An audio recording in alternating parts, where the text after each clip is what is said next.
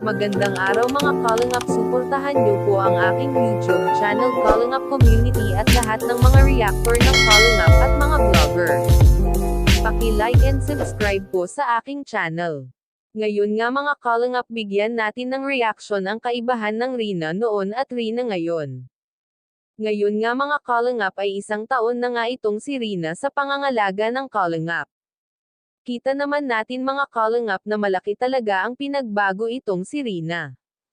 Bago pa man siya napunta sa Calling Up ay palagi nga itong nagsishare kasi wala nga itong gamot at wala masiyadong nag-aalaga sa kanya. Dahil nga ay kapos nga din po ang pamilya ni Rina at kulang nga ang kanilang kita sa araw-araw nilang gastos. Kasi nga si Ate Melanie lang ang nag-aalaga kay Rina nung nasa kanya pa nga itong si Rina mga Calling Up. Kaya nang mapunta nga ito sa Calling Up ay nakita nga ang tunay na ganda ni Rina. Hindi na siya mataba tulad ng dati at sakto na ang kanyang katawan ngayon.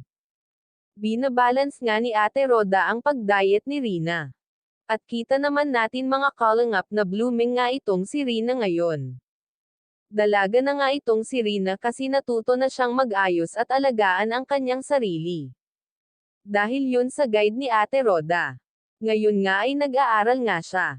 Kita naman mga Calling Up na seryoso nga itong si Rina sa kanyang pag-aaral, sabi nga ni Ate Roda na nag-enjoy nga itong si Rina sa kanyang pag-aaral at marami na nga itong naging kaibigan. Malaki talaga ang pasasalamat natin mga Calling Up at napunta nga itong si Rina sa mga taong handang alagaan at tulungan siyang gumaling, at sana nga ay hindi nila pagsawaan si Rina at wag nilang ibalik sa pangangalaga ni Lolo Nestor. Hanggang dito na lang mga Calling Up, wag nyo din kalimutan mag-like and subscribe sa mag-amang Calling Up Rab at Calling Up Val Santos Matubang.